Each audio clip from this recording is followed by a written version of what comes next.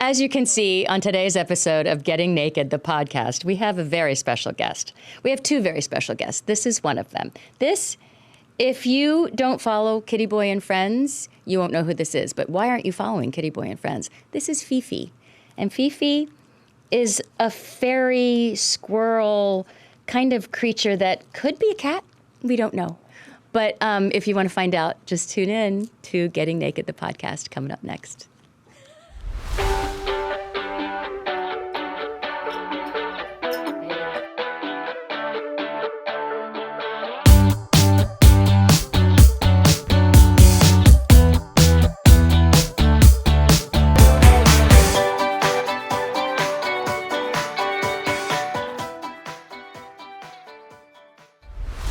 Getting Naked, the podcast, is brought to you by Valerie's Place, your digital home for everything me. Whether it's the full library of Valerie's Home Cooking, my new cooking show, Now Val's Cookin', or my book club, And Now We're Reading, Valerie's Place has something for everyone. Subscriptions start at $2 a month. Add to that, you get early access to this podcast with each episode's full reveal. Join today at valeriesplace.com. I have a chapter in my book called If I Could Talk to My Animals and If They Could Talk to Me. And that's important to me because that's who I spend my life with. And they are, Betty White once told me a long time ago that there's a better way to say it than foster failures, even though I live with an entire household of foster failures. But they are my life. I love them. Next to my son and my daughter-in-law, they are my life and my family. So before we get into today's episode, I do just want to give you a quick reminder to stay tuned for the full reveal. That's a special segment for Valerie's Place members only. And if you want to be able to get to the full reveal and have full access to that, and also get early access to this podcast, just head over to valeriesplace.com and sign up. Okay, so let me introduce this beautiful woman and this other gorgeous creature in front of me. This is Fifi. Say hi. Oh, Fifi. Fifi. I've loved you. You've had Fifi, well, let me introduce you. Okay. Grace Choi is a cat rescuer and content creator behind Kitty Boy and Friends, where she shares stories of fostering and rehabilitating at-risk cats. In 2023, she started the Happy Kitty Rescue, a 501c3 nonprofit animal rescue organization to focus on cats that are often overlooked, specializing in those with medical or behavioral challenges. And if you've seen Kitty Boy and Friends on Instagram or TikTok, you know that this woman knows how to get past behavioral challenges. She started her Instagram, Kitty Boy and Friends, in 2020. It has grown into this beautiful community of nearly 500,000 followers on Instagram and 2.8 on TikTok. Her work is amazing. She tells stories of rescues. She talks about what it takes to help these cats to heal, to build trust, and to find homes. And she does it all with a beautiful mix of humor and humanity, tears and smiles that is so refreshing. Dare I say, it is spiritual and heartwarming. Grace Choi, thank you for joiing me. Oh, we've got Fifi on the Fifi rug. said she's just going to, now this is a closed room, so Fee, go ahead and, see what you're going to, She's got her pee-pee issues, so. Oh, that's right. I'm going to keep her in here. Oh, in her playpen, okay. I'll bring her out when she's. Okay. Thank you for bringing her. No, thank you. That was a really beautiful intro. Oh, thank you so well, much. I have admired you since, well, okay.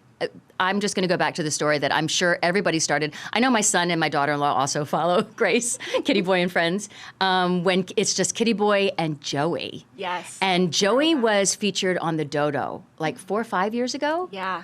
And this cat just took all of our hearts. Yeah. And the way you rehabilitated him, and I remember you lived in a place with stairs, and you said you couldn't keep him, and you were going to find a home for him, and everybody was like, but you got to keep him, you got to keep. And I know that you wanted to, or I assume you did, because you ended up keeping Joey. I did. 6 years later, he's still mine, my little nugget. Yeah, Joey he was actually the first adult cat I ever rescued. And he was how old, 2, 3?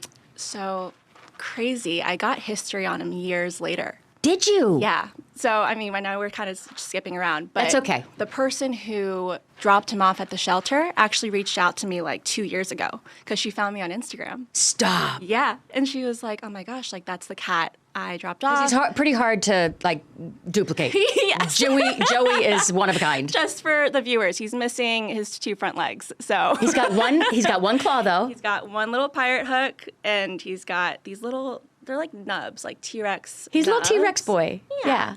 And he, but yeah, she DM'd me and was like, I dropped him off. And so I was able to get his history. And turns out he was only a year old. Yeah, and Sweet he was boy. A colony cat that a neighbor took in because he was so cute and special.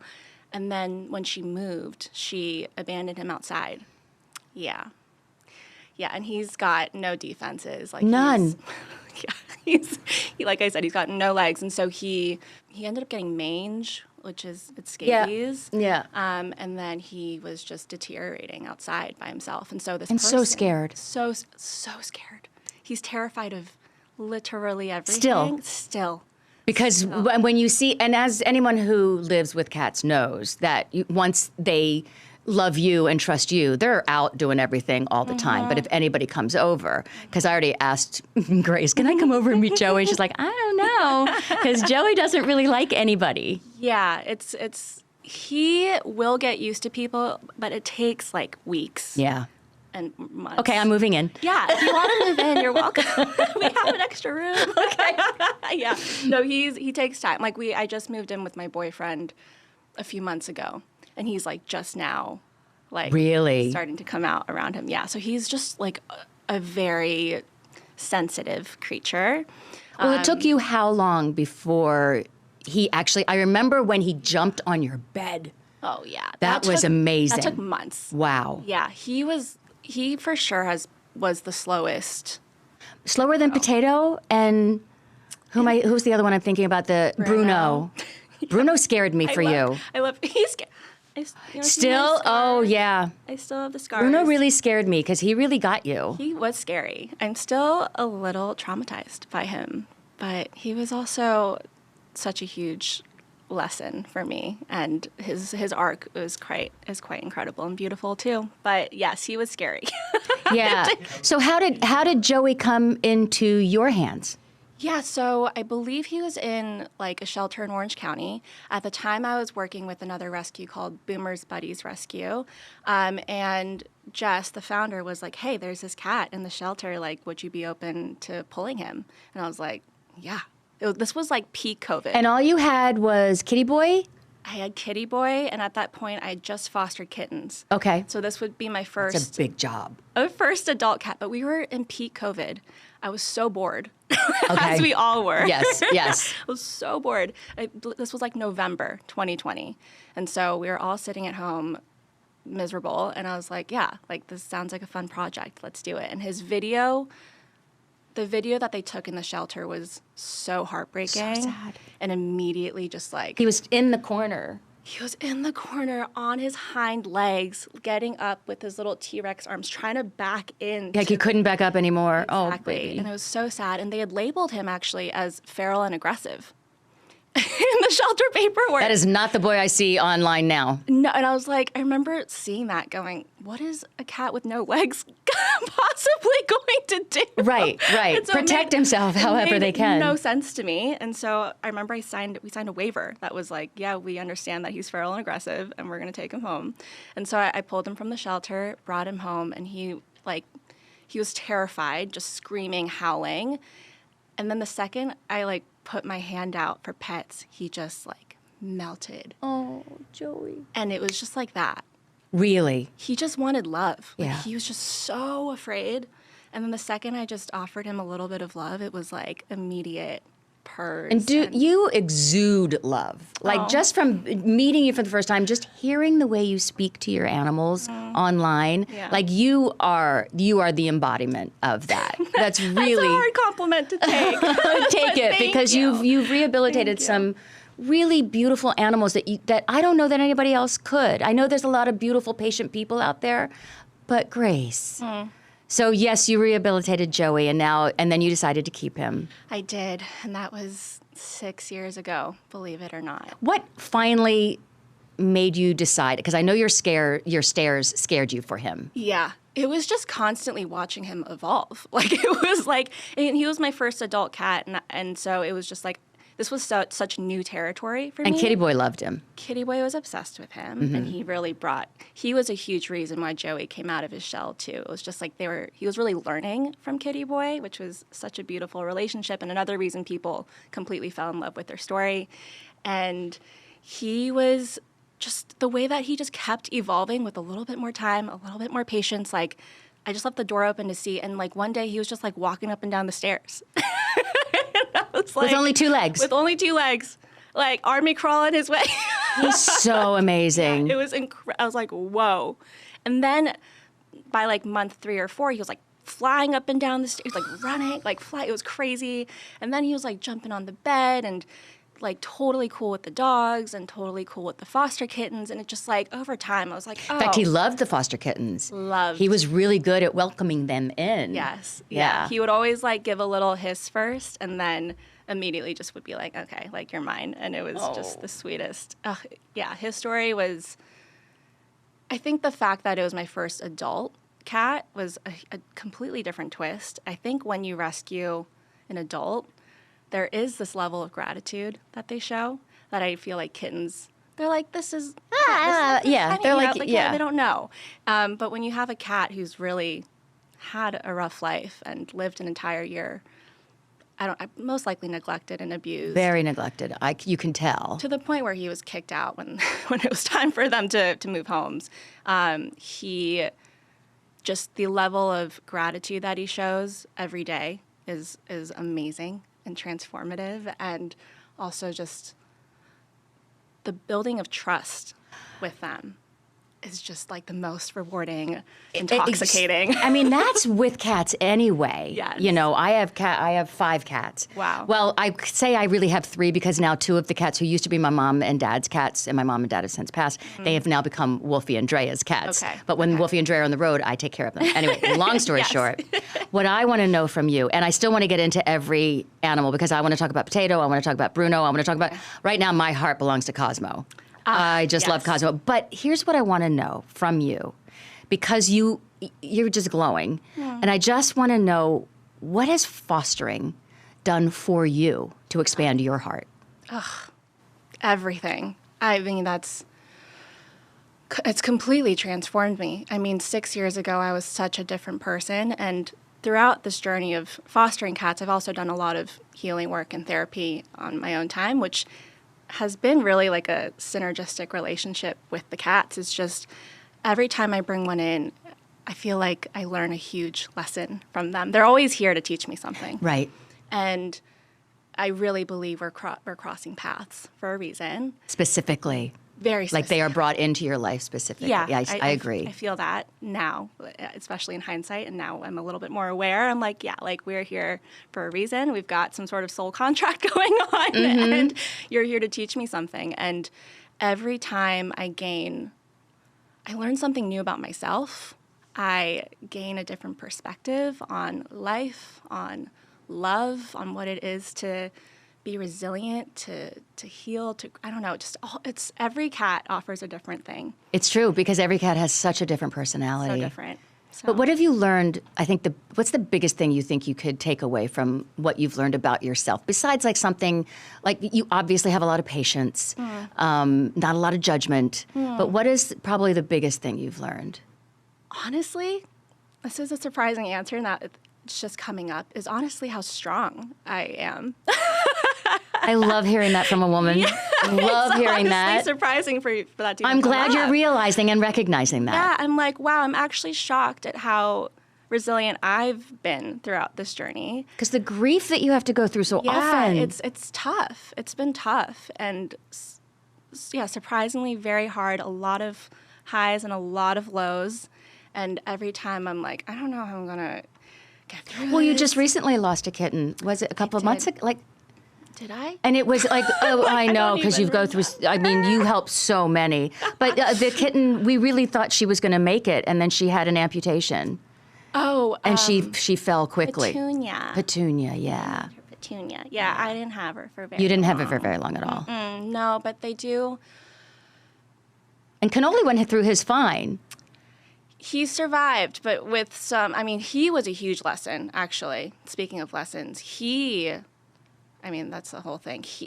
I don't know Canoli's story as much as some of the other cats. Yeah, he basically came to me with 4 legs, but one of them had been broken when he was younger, and so it was healing really wonky. So I took him to a vet that was highly recommended, and she was like, oh yeah, I got this. I can just like chop it up here, chop it up there, put some screws and nails here, and put plates. It'll be great. And she's like, time is of the essence. So we have like just a few days to like get in there before he grows and the growth plates, something. And I was like, okay. And so like in panic, I was like, yeah, even though there was a part of me that was highly suspicious. And there was always trust your instincts. I know. That's another lesson. Yeah. And it was just like, I was like, something doesn't feel right. I don't know if I trust her, but she's telling me I need to do this or else. So, okay. And so I did it, and it ended up being a pretty botched job. He had post-op complications where it it ballooned up like 3 times or like 4 times the size. It was huge and so red and angry and swollen. And I took him back in, and she was like, we'll keep him here for 3 days while we massage him. We're going to massage the leg and bring the swelling down. And I was like, okay. In the meantime, I'm like, something doesn't feel right. In the meantime, I call every vet and every rescuer I know going like, what do you think? And they were all like, Grace, do you know how painful it is? She says the word massage, but what that really means is like really pressing down on an angry, on an open wound. Yeah. And so with like screws and plates underneath. And so they were like, honestly, amputation at this point is a very sound choice. And so I brought it up to that vet, and I was like, hey, what do you think about amputating instead of putting him through all this pain? I'd rather just like end the suffering, and cats do really well on 3 legs. And she lost it. Yeah, it was actually the craziest encounter I've ever had with a vet, let alone a human. It was so unprofessional. She freaked out. She was so angry and screaming at how I was wasting her time and how inhumane it was and how it was really crazy. I was like, okay, I'm going to transfer him to another. I was like, yeah. But even like at that point in time, I was so meek and so afraid of conflict. And are you a people pleaser? Can you tell? Yes, girl. Yes, huge. Just like zero sense of self, no boundaries. Yeah, so I was so afraid of even like making the decision to transfer him to another hospital. But at the end of the day, it was just like connecting to him. It was about Canoli. It was about Canoli. And at that time, I was also playing a little bit with some animal communicators. And they were kind of teaching me the skill of connecting with the cats and just like connecting with their energy. And so at that moment, I did. And I was like, Canoli, like, what do you want? What do you need from me? And I just heard him say, like, get me out of here. Get me out of here. Yeah. Just get me out of here. I don't care. Just get me. And I was like, okay. Yeah. Okay. And so I did the hard thing in that moment, which was pull him out of this hospital with every single person in that hospital giving me dirty looks. Yeah, telling you not to. What you're doing is horrible. Oh, my God. Good for believing in yourself. Yeah. Thank you. Thank you. But I can imagine how hard that was because we put a faith and trust in people that are more knowledgeable than we think we are. Yes. But you have a connection with Canoli. The way you connect with your animals is what I find so heartwarming because you do have a connection. Is our little girl Fifi asleep or is she? Hi, Fi. Hi, Fifi. Hi, baby girl. Okay, sorry, what was the question? How old is Fifi? Hard to say. When I got her a year ago, the owner who surrendered her to me, so she's been... An owner surrender? She was surrendered twice. So she moved through 2 families. And so the owner who had her and who gave her to me said she was at least 2, if not 3. It's a very tiny 2-year-old. She's very itty-bitty. She's an itty-bitty But I got to tell you guys, like, this is you seem like she is solid. She's a solid baby girl. Yes. You are so cute. I don't think we introduced her. This is Fifi. If you follow Grace, which is KittyBoyandFriends on Instagram and TikTok, you know Fifi. Fifi you do the funniest videos with Fi because I love the way she stares at you in the morning. She's just such a character. She really is. She's always doing something silly. She's just no fear. for a cat? No fear. You're not a cat. No fear. She's also deaf. So there's a few. The first time that you tried to wake her up, it's one of my favorite videos. I was like, What? How do I do this? And she, yeah.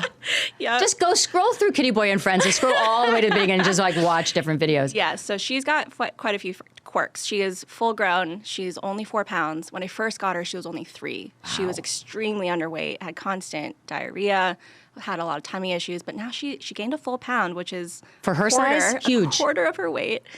She's fully deaf. She's got polydactyl toes. She's got 6 in the front, 7. Wow, that's why her paws are so big. They're giant, and I think she's got some form of dwarfism. It's those ears, though.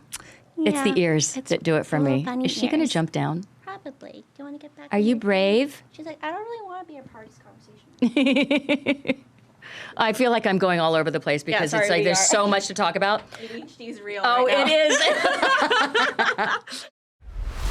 Did you know that I'm back in the kitchen with a new cooking show? If you head to VALERIE'Splace.com, not only will you be able to watch my podcast with the full reveal, you'll also be able to watch my new cooking shows and Valerie's Home Cooking, and you're gonna have a place to hang out and connect with the rest of this amazing community. Share stories, recipes, and more. So just go ahead, head to VALERIE'Splace.com to learn all about it. Oh, and use the promo code podcast at checkout for 10% off your first month. Okay, so let's go a little bit about your background. Who are you? Where did you come from? Oh my gosh. Where did this magical person come from? Please tell me about you and your background. Okay, so what you're comfortable talking about. Yeah. I grew up on the East Coast. I'm originally from the D.C. area. Okay. I don't know if that's interesting, but yeah. It is. Listen, I'm from Delaware, the first state of the Union. Yeah, not far from D.C. I love how you have your little fact writing. I'm like, I don't know what Maryland has. We like crabs. Yes, you do, and you're very good at serving them. Yeah. Yes. They have delicious crabs out there. Grew up in Maryland, came out to L.A. to go to Pepperdine.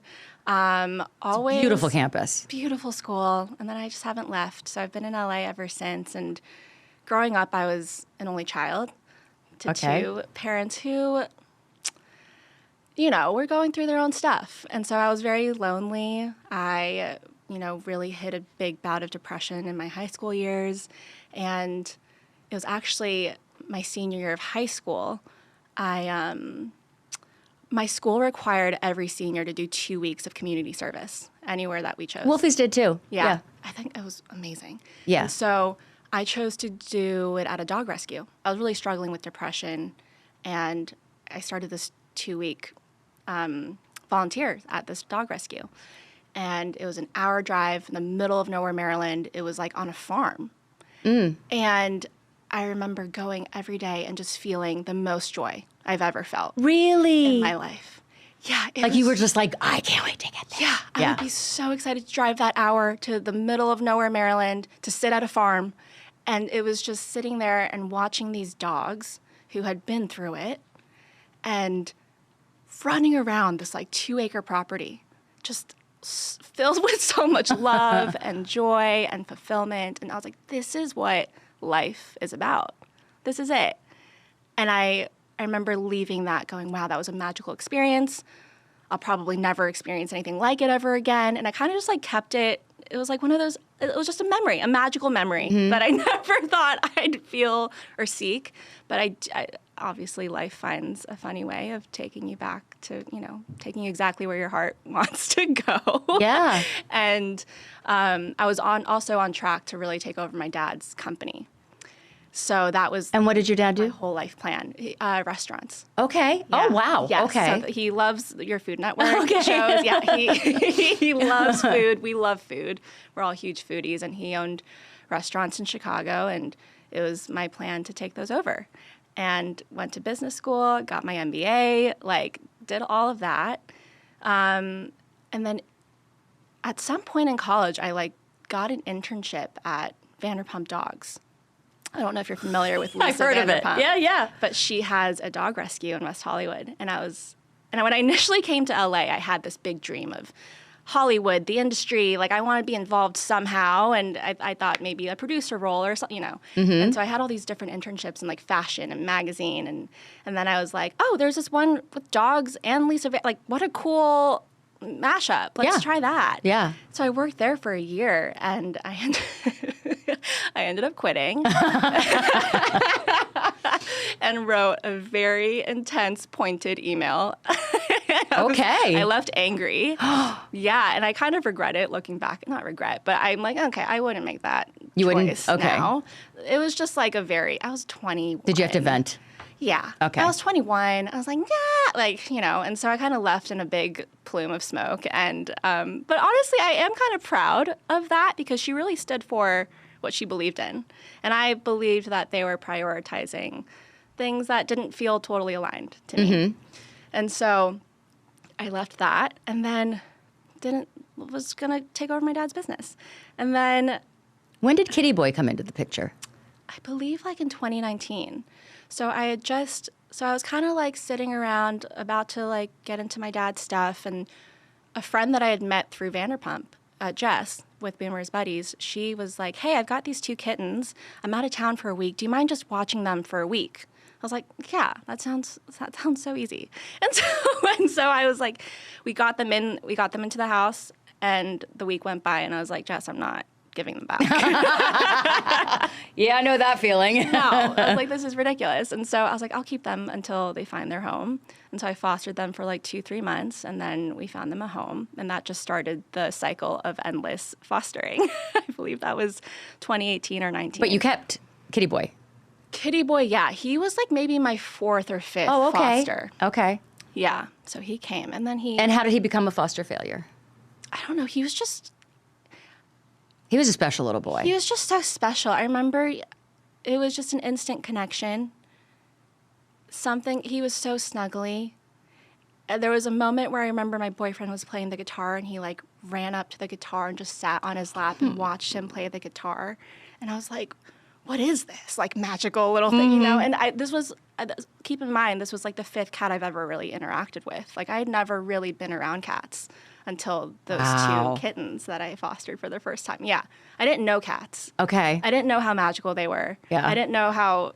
I always find that fascinating with someone because I've never not had a cat in my life. Really? From the time I was a little girl. Wow. And the same with my son. He's never not had a cat in his life because I've always had cats in my life. Yeah, so, lucky you. Yeah. Oh, And it's one of those things that people don't know how amazing they are. Unless you've spent time with them. Like really spent time with them. You can't go to a friend's house and like meet a cat. Like you're not going to get it. Mm-mm. Yeah, they have to really. Although I must say everybody that comes over to my house falls in love with Batman and Henry. Okay. Yeah. Unless you've got a really unique special cat who's super friendly to everyone. Yeah.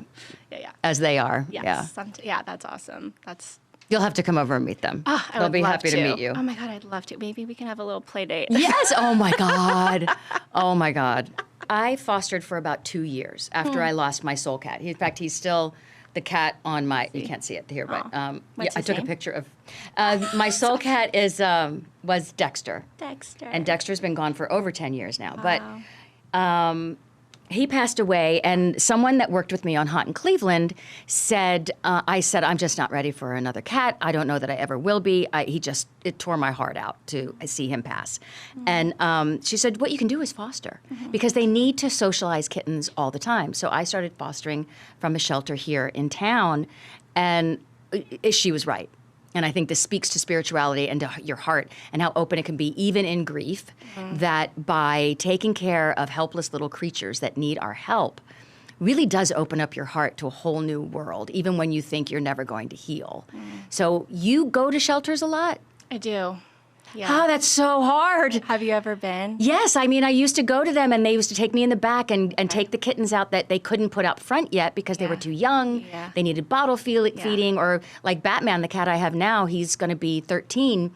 Like he was an orphan. He was a black cat. Nobody adopts black cats, which I don't get. Black cats I think are they're hard. amazing. I mean, it's the stigma around them. I don't get it. The witch black cat thing, and also they don't photograph very well, unfortunately. So it's hard to like send out pictures. Yeah, exactly. All you have to know is that when you find amazing. yourself with a cat in your life will be changed forever. Yes. It's the best. I mean, they really are. There's a reason they're like the witch's cat. Like they're Right. so and so they magical. protect us. Yeah, they are magical. Like when I'm not feeling well, Batman is on my chest. Yeah. He's trying to heal me. Yeah. You may think I'm crazy if you don't have cats, but anyway, talk to me. I don't think you're crazy. You don't think I'm crazy. Talk to me about, because it killed me every time I would go to this shelter, when I would go to pick up new cats after I found kittens, after I found homes for them. What is your experience in going through it, and how do you choose what cat you're going to bring home? Yeah. Because you can't bring them all home, even though we would love to. As much as I would love to, I've learned my lesson in taking more than I can handle. And you have a pretty full house these days. Oh my gosh, it's gotten more full since I've moved in with my boyfriend, because this is his first time fostering, and now he's like, we got to keep them all. Oh. Yeah, and I'm like, You'll learn. Like, this is not how it works. No. I'm like, oh my God. I'm like, there's someone crazier than me, which is nice. But also, So I go, the shelter, as you know, it's a really intense place. The energy in there is heavy. It is. It's really heavy. I feel like I've really learned over the years, and I found that now when I go in, I'm really just full on dissociating. Like I go in and I'm like, okay, I'm here. You have a mission. I have a mission, and my mission is to have an open heart, and the way that I choose a cat is really just connection, intuition, gut. But you also choose cats that have issues. Yes, I just naturally gravitate towards the ones that are a little wonky. Like and I do love a good project. Like I think I do have that ADHD brain that's like, just give me a big hard project. I want to devote everything to it, and once it's good and done, like I feel complete and that high. Like there's something about that I love. I can't imagine what it felt like to give Potato away or Bruno away. Like you knew that these were cats that were really severely frightened. Yes. And almost feral. Yeah, it was really, I mean, honestly, with both of those, Potato and Bruno, it was really about the women who adopted both of them came to me first. It's not like I had an adoption application out there being like, we desperately need to. No, these people found me through my Instagram, had been following their journeys, and was like, this is my cat. And I was like, are you sure? Yeah. Are you sure? They're handled. Yeah. Like there's a lot of issues. Like Yeah. I was like, and especially with Bruno, I remember the woman who adopted him, we had like several FaceTimes where I was like laying out. I was like, he's aggressive. Because there was a point where you thought you had gotten to him in a good way. Like his aggression was gone, and then boom, something happened. Exactly. Wow, you have really good memory. I love this story. You have good memory, yes. There was like a solid, like, I don't know, maybe month, 2 months where we were just making progress after progress. It was to the point where he was laying on me and purring and just would fall asleep on my chest. And I was like, oh, we completed the journey. Good here. We're good. And then one day, it was like something changed in his brain. I mean, this is a testament to how sensitive cats are. It was a week where I was really off. Yeah, I was really overtired. I had been, I think this was when Canoli was going through his amputation journey thing, which was a really So you were intense really time. stressed out for that. I was really stressed out, not getting a lot of sleep, not doing a lot of self-care. And it was like the one day that I had nothing to do. I was like, wow, this is the first day I have nothing to do. So I'm just going to rest. So I went in, I'm like, I'm just going to give Bruno his food, and I'm going to go lay on the couch. And so I walked in to give Bruno his food, put it down, and I wanted to walk out, which I don't normally do. I usually hang out with him. And I was like, today I'm just going to give him his food and take care of myself. And that was when he attacked me. Wow. Yeah, and I went, oh, I guess I do have something to do today. Wow. Yeah, it was, I think, I mean, cats are just, they're so sensitive to energy. They really are. Mm-hmm. And they respond like that. And I think he was feeling that I was off, and then he felt, his insecurity probably flared up. And I think he definitely had abandonment issues.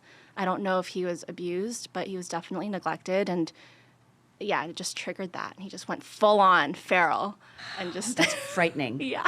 Because cats are, I mean, I had an experience like that with my youngest cat, who happens to be my biggest cat, 16 pounds, Tigger. He actually lashed out and bit me. And this was like, I was walking to go back upstairs after I had woken up in the middle of the night. And he lunged at me and started to bite me. I went, baby, what's all? And so I was like trying to like calm him and petting him. And he was just looking at me like, Wow. and it wasn't Tigger anymore. And then I was like, dude, it's okay. What's happening? And then he just like bit me. I Whoa. went, holy shit. My hand swelled up. And I thought, okay, Tigger's not here. I don't know where Tigger is, but this ain't Tigger. And he's never, ever done that. This is my little cat that chirps at me every single morning, says good morning, follows me around, like doesn't come out when anybody else is home. What do you think happened? I think I was traveling a lot. And I had just gone downstairs in the middle of the night, which he's not used to me doing. And I had say, hi to everybody. And I didn't give him any treats. I was just like getting myself a glass of water and going back upstairs. And as I rounded to go the stairs, he's like, wait a minute, pay attention to me. Yeah. And as I tried to calm him, I made it worse. I don't know why that is. But he's never done that again. And I've had him for 12 years. Weird. So it was just a weird thing. Oh my God. Grace, it looks like you're going to have to come back again, too, because we have so many stories. I know. I feel like we just keep jumping around. I I'm know, sorry but to the that's okay. audience. That's okay. That's me. Squirrel. That's I'm like always. That's my ADHD. Undiagnosed. Okay.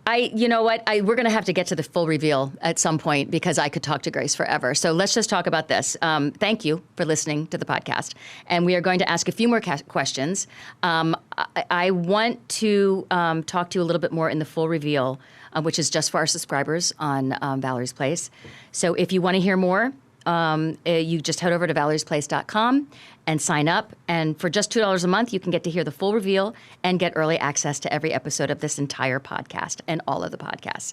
So thanks again for listening. And for those of you sticking around with me and Grace of Kitty Boy and Friends, we're just going to keep going. Okay? Thank you. Thank you for listening to Getting Naked, the podcast.